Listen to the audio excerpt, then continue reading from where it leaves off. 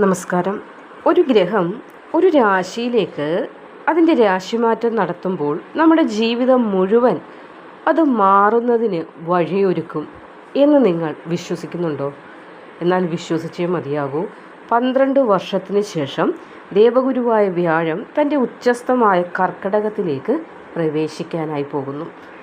June 2 രാത്രി 2 മണി കഴിഞ്ഞ് 25 മിനിറ്റോടുകൂടി ചില നക്ഷത്രക്കാരുടെ ഭാഗ്യവാതിൽ, ജീവിതത്തിൻ്റെ ഭാഗ്യത്തിൻ്റെ വാതിലാണ് തുറക്കുവാൻ പോകുന്നത്.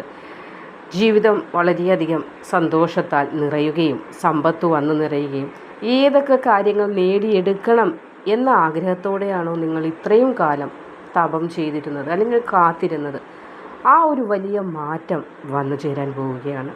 അതായത് ജ്യോതിഷശാസ്ത്രത്തിൽ ദേവഗുരുവായ വ്യാഴത്തെ അറിവ്, ഭാഗ്യം, ധനം, വിവാഹം, അതേപോലെ സന്താനഭാഗ്യം, ആത്മീയത, കുടുംബത്ത് സൗഭാഗ്യങ്ങൾ, ഇങ്ങനെയുള്ള കാര്യങ്ങളുടെ അല്ലെങ്കിൽ ഇങ്ങനെയുള്ള കാര്യങ്ങളെ നിയന്ത്രിക്കുന്ന കാരകത്വം വഹിക്കുന്ന ശുഭഗ്രഹമായിട്ടാണ് കണക്കാക്കുന്നത്.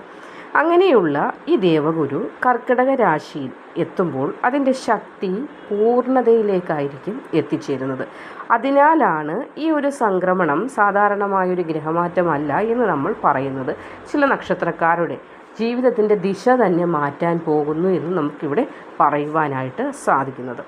ആ രാശിക്കാർ ആരൊക്കെയാണെന്ന് നമുക്കൊന്ന് നോക്കിയാലോ. ഇതിൽ ആദ്യത്തെ രാശി തന്നെ അശ്വതി, ഭരണി, കാർത്തിക വരുന്ന മേടം രാശിയാണ്. അപ്പോൾ മേടം രാശിക്കാരുടെ കാര്യത്തിലേക്ക് വരുമ്പോൾ, നിങ്ങൾ ഏറെ നാളുകളായി മനസ്സിൽ കിടന്നിരുന്നതായ സാമ്പത്തിക ഭാരമുണ്ടല്ലോ. കുട്ടികളെ വിവാഹം കഴിപ്പിച്ച് അയച്ചതിൻ്റെ കടമാകാം, അതല്ലെങ്കിൽ വീട് വെച്ചതിൻ്റെ കടമാകാം, അവരെ പഠിപ്പിച്ചതിൻ്റെ കടമാകാം. അങ്ങനെ ഒരുപാട് കടങ്ങളിൽ വലയുന്ന ആളുകളാണ് ഭൂരിഭാഗം ആളുകളും. ആ കടങ്ങളെ ഒന്ന് നിവൃത്തിയാക്കുക എന്തായിരിക്കും നിങ്ങളുടെ മനസ്സിൻ്റെ ഏറ്റവും വലിയ ആഗ്രഹമായി നിങ്ങളിപ്പോൾ കരുതുന്നത്? അതിലേക്കുള്ള നടത്തമാണ് വന്നു ചേരാൻ പോകുന്നത്. അതായത് അതിൻ്റെ ഭാഗ്യവാതിലാണ് നിങ്ങൾക്ക് മുന്നിൽ 2-ാം തീയതി മുതൽ തുടങ്ങാനായി പോകുന്നത്. കടങ്ങളൊക്കെ മാറും, തടസ്സങ്ങളൊക്കെ നീങ്ങുന്നതും അതോടൊപ്പം തന്നെ വരുമാനത്തിലുള്ളൊരു വർധനവ് നിങ്ങൾക്ക് വന്നു ചേരുന്നതാണ്. ഐശ്വര്യമുണ്ടാകും. നഷ്ടപ്പെട്ടു പോയ സമൃദ്ധി അല്ലെങ്കിൽ ധനധാന്യ നേട്ടങ്ങൾ വീണ്ടും നിങ്ങൾ തിരികെ വന്നു ചേരും. അപ്പോൾ നഷ്ടപ്പെട്ടു പോയ ഭൂമി ഉണ്ടാകും, ഏതെങ്കിലും കാര്യത്തിൽ നഷ്ടത്തിൽ കൊടുക്കേണ്ടതായി വന്ന കാര്യങ്ങൾ പലതും ഉണ്ടാകും. അതൊക്കെ നിങ്ങളിലേക്ക് തിരികെ വന്നു ചേരും. 12 വർഷത്തിന് ശേഷമുള്ളൊരു മാറ്റം കൂടിയാണ് എന്ന് നിങ്ങൾ മനസ്സിലാക്കേണ്ടതുണ്ട്. അപ്പോൾ പുതിയൊരു വീട്, അതല്ലെങ്കിൽ വാഹനം, അല്പം ഭൂമി, ഇതൊക്കെ സ്വന്തമാക്കാനുള്ള ഒരു യോഗം ഒക്കെ വന്നു ചേരും. കുടുംബത്തിലൊരു സമാധാനം ഉണ്ടാകും. അതാണ് ഒറ്റ വാക്കിൽ പറയാനുള്ള സമാധാനം. എങ്ങനെയാണ് വരുന്നത്? ധനം വരുമ്പോഴുണ്ടാകും, ആരോഗ്യ സൗഖ്യം വരുമ്പോഴുണ്ടാകും, ആഗ്രഹിച്ചതുപോലെ ഈ കാര്യങ്ങളെല്ലാം നടക്കുമ്പോൾ സമാധാനം. അപ്പോൾ ഇതെല്ലാം കൂടി ചേർന്ന് ഒറ്റ വാക്കിൽ സമാധാനം നിങ്ങളിലേക്ക് വന്നു ചേരുന്ന അന്തരീക്ഷം ജൂൺ 2 മുതൽ നിങ്ങൾക്ക് തുടങ്ങുന്നതാണ്. അതേപോലെ ചില വീടുകളിലൊക്കെ ബന്ധുക്കളുമായി അല്പം അകൽച്ച, അല്ലെങ്കിൽ മക്കളുമായിട്ട് അല്ലെങ്കിൽ മാതാപിതാക്കളുമായിട്ട് അകൽച്ചയൊക്കെ ഉണ്ടാകും. അങ്ങനെയുള്ളതായ അകൽച്ചകളൊക്കെ മാറി വീണ്ടും ഒന്നിച്ച് സന്തോഷത്തോടെ മനസ്സിൻ്റെ എല്ലാവിധ ഭയങ്ങളെയും മാറ്റി നിർത്തി മുന്നോട്ട് പോകുവാനായിട്ടും നിങ്ങൾക്ക് ജൂൺ 2-ാം തീയതി മുതൽ സാധിക്കുന്നതാണ്. ഇനി 2-ാമത്തെ രാശി പുണർദം, പൂയം, ആയില്യം വരുന്ന കർക്കടകം രാശിയാണ്. കർക്കടകം രാശിക്കാരുടെയും സുവർണകാലം തന്നെയാണ് ജൂൺ 2 മുതൽ ആരംഭിക്കുന്നത്. കാരണം വ്യാഴം നേരിട്ട് തന്നെ കർക്കടകം രാശിയിലേക്കാണ് പ്രവേശിക്കുന്നത് എന്നൊരു പ്രത്യേകത കൂടി നിങ്ങൾക്കുണ്ട്. അതുകൊണ്ട് തന്നെ ഏറെ നാളുകളായി ലഭിക്കാൻ കാത്തിരുന്നതായ ജോലിയൊക്കെ ലഭിക്കും. ചിലപ്പോൾ ജോലി ഒന്ന് മാറണമെന്ന് ആഗ്രഹിക്കുന്നെങ്കിലും പ്രതീക്ഷിക്കുന്നത് പോലെയുള്ള മാറ്റമൊക്കെ ഉണ്ടാകുന്നതാണ്. വിവാഹത്തിലെ തടസ്സങ്ങളൊക്കെ മാറും. കുടുംബത്തിൽ സന്തോഷം ഉണ്ടാകുന്നതാണ്. ആത്മീയതയിലേക്ക് കൂടുതൽ മനസ്സ് എത്തും എന്നതൊരു പ്രത്യേകതയായിട്ട് പറയേണ്ടതുണ്ട്. പലരും പറയാറുണ്ട്, എൻ്റെ ജീവിതം എപ്പോഴാണൊന്ന് ശരിയാകുന്നത്, എന്ത് മാറ്റമാണ് വരുന്നത്, എത്രയൊക്കെ അങ്ങോട്ട് പ്രാർത്ഥിച്ചിട്ടും മാറ്റം വരുന്നില്ല എന്നൊക്കെ. പക്ഷേ ഇനിയാണ് നിങ്ങളുടെ ജീവിതത്തിൽ നിങ്ങൾ ആഗ്രഹിച്ചിരുന്ന ആ മാറ്റം വരാൻ പോകുന്ന സമയം. ഇനി 3-ാമത്തെ രാശി മകം, പൂരം, ഉത്രം വരുന്ന ചിങ്ങം രാശിയാണ്. അപ്പോൾ ചിങ്ങം രാശിക്കാർക്കും ഈ സംക്രമണം തൊഴിൽ മേഖലയുമായി ബന്ധപ്പെടുത്തി നോക്കുമ്പോഴായിരിക്കും വലിയൊരു മാറ്റം നിങ്ങൾക്ക് പ്രദാനം ചെയ്യുന്നത്. ബിസിനസ് ചെയ്യുന്നവർക്കാണെങ്കിലും വലിയ കരാറുകളൊക്കെ ലഭിക്കാനും ബിസിനസ് ഒന്നുകൂടി വിപുലീകരിക്കണം, അല്ലെങ്കിൽ പങ്കാളിത്ത ബിസിനസ്സാക്കി മാറ്റണം എന്നൊക്കെ ആഗ്രഹിക്കുന്നുണ്ടെങ്കിൽ അതിനൊക്കെയുള്ള ഒരു ഭാഗ്യം വന്നു ചേരും. ധാരാളം ധനവരവ് ബിസിനസ്സുമായി ബന്ധപ്പെട്ട് നിങ്ങൾക്ക് ഉണ്ടാകുന്നതാണ്. ജോലിയിലെ സ്ഥാനക്കയറ്റം, അല്ലെങ്കിൽ ട്രാൻസ്ഫർ, അതല്ലെങ്കിൽ അധിക അംഗീകാരം അംഗീകാരം ഏതെങ്കിലും വേണമെന്ന് ആഗ്രഹിക്കുന്നുള്ളവരാണെങ്കിൽ പോലും അതൊക്കെ ലഭിക്കുന്ന ഒരു സമയമാണ്. സമൂഹത്തിൽ മാന്യതയൊക്കെ കൂടുകയും നിങ്ങൾ പറയുന്നതായ വാക്കുകൾ നിങ്ങളുടെ കുടുംബത്തിലായാലും അല്ലെങ്കിൽ കുടുംബത്തിന് പുറത്തായാലും വില കൽപ്പിക്കുന്നതായ അവസ്ഥ. നമ്മൾ മക്കളോടാണെങ്കിൽ പോലും പറഞ്ഞാൽ അവരത് അനുസരിക്കുമ്പോഴാണ് നമ്മുടെ വാക്കുകൾക്ക് വരെ വിലയുണ്ടാകുന്നത്. അതേപോലെ തന്നെ പുറത്തോട്ട് ഇറങ്ങിയാൽ അല്ലെങ്കിൽ ജോലി സ്ഥലത്താണെങ്കിൽ പോലും മേലുദ്യോഗസ്ഥൻ ആണെന്ന് പറഞ്ഞിട്ട് കാര്യമില്ല, പറയുന്ന വാക്കുകൾ കീഴുദ്യോഗസ്ഥൻ അംഗീകരിക്കുമ്പോഴാണ് അവിടെ നമുക്കൊരു അംഗീകാരം വന്നു ചേരുന്നത്. ശരിയല്ലേ? അപ്പോൾ അങ്ങനെയുള്ളതായ കാര്യങ്ങളൊക്കെ ഉണ്ടാകുന്ന അംഗീകാരങ്ങൾ ആ ജോലിയുമായി ബന്ധപ്പെടുത്തിയായാലും അല്ലാതെ നിങ്ങൾക്കൊരു അംഗീകാരം, നിങ്ങളെ നാലാൾ മതിക്കുന്ന ലെവലിലേക്കൊക്കെ നിങ്ങൾക്ക് ഉയരുവാനായിട്ടും ഇവിടെ ഈ വ്യാഴമാറ്റം ജൂൺ 2-ാം തീയതി മുതൽ നിങ്ങളെ ഒരുപാട് സഹായിക്കുന്നതാണ്. ഇനി അടുത്തത് ചിത്തിര ചോതി വിശാഖം വരുന്ന തുലാം രാശിക്കാരുടെ കാര്യത്തിലേക്ക് വരുമ്പോൾ, തുലാം രാശിക്കാർക്കാണെങ്കിൽ ഏറെ നാളുകളായി മുടങ്ങിക്കിടന്ന ജോലിയാകാം, വിവാഹമാകാം, അല്ലെങ്കിൽ ആരോഗ്യ പ്രശ്നങ്ങളാകാം, അല്ലെങ്കിൽ ഭൂമി സംബന്ധമായ കാര്യങ്ങൾ, അങ്ങനെയുള്ളതായ എല്ലാ കാര്യങ്ങൾക്കും ആ തടസ്സം മാറിക്കിട്ടും, അംഗീകാരം ഉണ്ടാകും.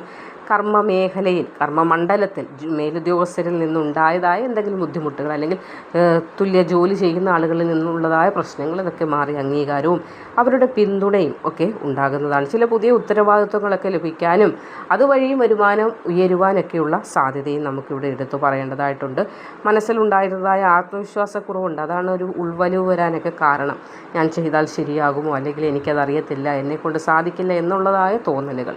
അപ്പോൾ അതൊക്കെ ഒന്ന് മാറി ധൈര്യം സ്വയമേവ നിങ്ങളിലേക്ക് വന്നു ചേരും. പൊതുരംഗത്തൊക്കെ, അതായത് പൊളിറ്റിക്കൽ മേഖലയിൽ പൊളിറ്റീഷ്യനായിട്ടൊക്കെ പ്രവർത്തിക്കുന്നവർക്കും വളരെയധികം പ്രത്യേക നേട്ടങ്ങളൊക്കെ വന്നു ചേരുന്ന ഒരു സമയം കൂടിയാണ് ജൂൺ 2-ാം തീയതി മുതൽ തുടങ്ങാൻ പോകുന്നത്. ഇനി അടുത്തത് വിശാഖാനിഴം തൃക്കേട്ട വൃശ്ചികം രാശിയുടെ കാര്യത്തിലേക്ക് വന്നാലും വലിയൊരു ആശ്വാസത്തിൻ്റെ കാലഘട്ടം തന്നെയാണ് തുടങ്ങുന്നത്. ആശ്വാസം എന്ന് ചോദിച്ചാൽ വരുമാനത്തിൽ ഒരു വർധനവാണ്. അതായത് ജോലി ചെയ്തിട്ടും വരുമാനം കയ്യിൽ നിൽക്കുന്നില്ല, അല്ലെങ്കിൽ അത് ജോലിക്കൊത്തതായ വരുമാനം കയ്യിലേക്ക് വരുന്നില്ല എന്നൊക്കെ വിഷമിച്ചിരുന്ന ആളുകൾക്ക് വരുമാനത്തിലൊരു മാറ്റമൊക്കെ ഉണ്ടാകുന്നതാണ്. കുടുംബത്തിൽ ഉണ്ടായിരുന്ന അഭിപ്രായ വ്യത്യാസങ്ങൾ, അഭിപ്രായ ഭിന്നതകളൊക്കെ മാറുന്നതാണ്. സുഹൃത്തുക്കളുമായിട്ടായാലും ബന്ധുക്കളുമായിട്ടായാലും ഒരു പിന്തുണയോടുകൂടി മുന്നോട്ട് പോകാനൊക്കെ സാധിക്കും.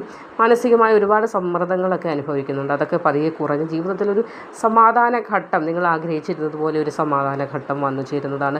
വിദേശ യോഗവും ചിലർക്ക് തെളിയുന്നുണ്ട്. അതായത് ഒരുപാട് നാളുകളായി വിദേശത്ത് പോകാൻ കാത്തിരിക്കുന്നു, അല്ലെങ്കിൽ വിദേശത്ത് ജോലി ചെയ്തിട്ട് പെട്ടെന്നൊരു നിമിഷം അത് കളഞ്ഞിട്ട് നാട്ടിൽ വന്നതിന് ശേഷം വീണ്ടും പോകണമെന്ന് ആഗ്രഹിക്കുന്നവരും ഉണ്ടാകും. അതിനും തടസ്സങ്ങൾ നേരിട്ടിരുന്നവരാണെങ്കിൽ പോലും ജൂൺ 2-ന് ശേഷം നിങ്ങൾ ശ്രമിച്ചാൽ അത് പൂർണ്ണമായ ഫലം നിങ്ങൾക്ക് ലഭിക്കുന്നതുമായിരിക്കും.